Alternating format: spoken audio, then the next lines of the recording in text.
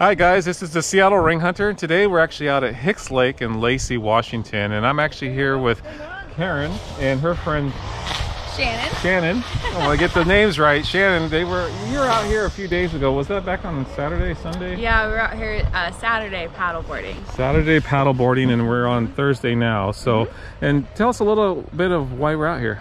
Yeah, so we were all paddleboarding together and my dog went into lifeguard mode, jumped off the board and down went the phone to the bottom of the lake.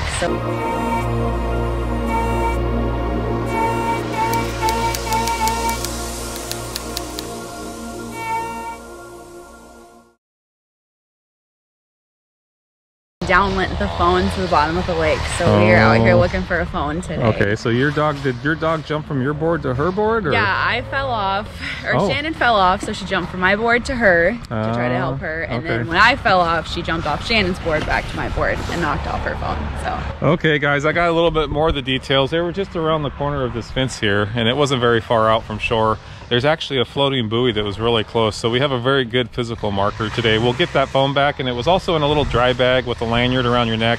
We're hoping for the best, that it kept the water out. It's an iPhone 11, so we'll see. The phone should be good, hopefully, and we'll go out and do the search. Come along for the hunt, guys. Thanks. Morning. You see there's like kind of a buoy where those geese are over there. Well, I see the geese, and probably once I get around the corner I'll see them. But yeah, she explained there's like 3 of them, but there's like one specific white jug that has a handle on it. Yeah, so there's kind of like the ball ones like this one, and then there's a jug, and she was within like 5-foot radius of that jug. Right on top of it almost. So it would be between the two of them. Her paddleboard was basically almost touching it basically, so it's really okay.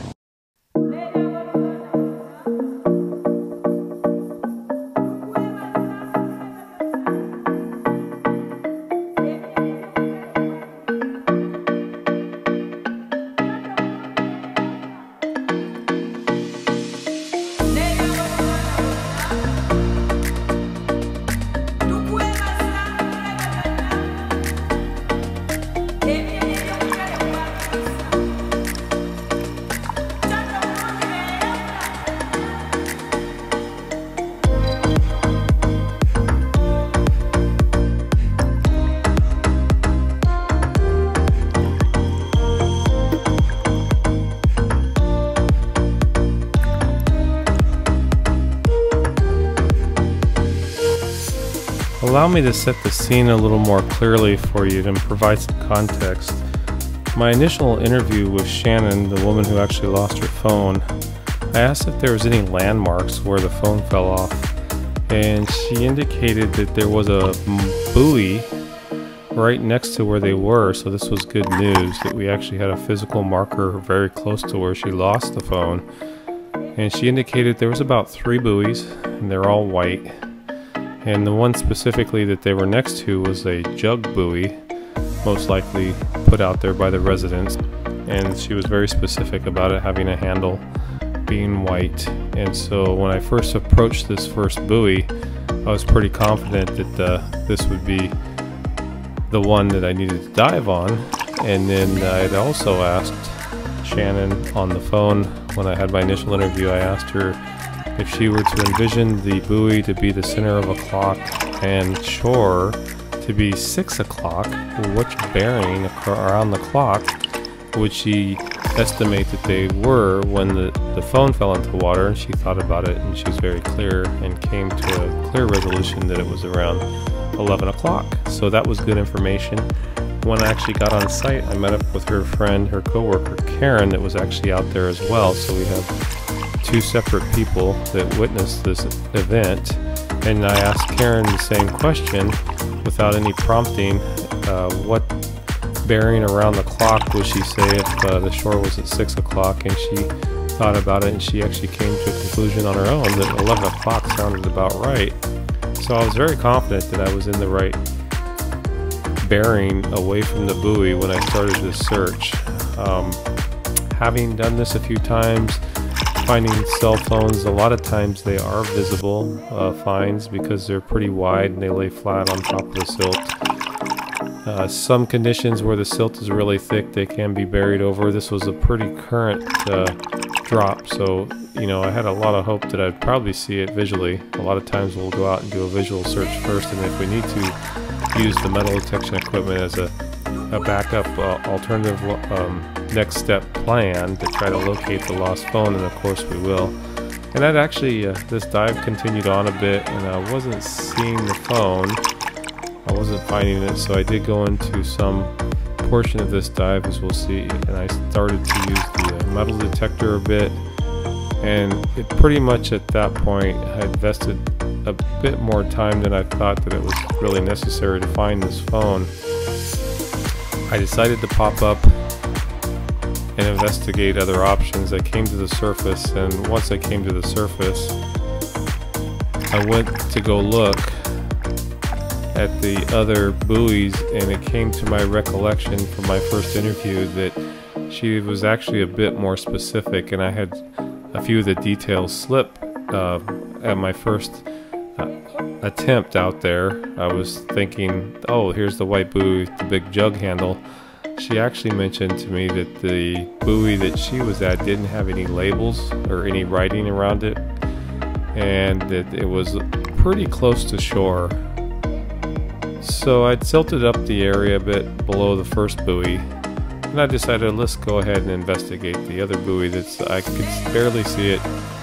And I decided to just let the first buoy rest, let the silt settle down, and I'd go check the next buoy to see what that looked like.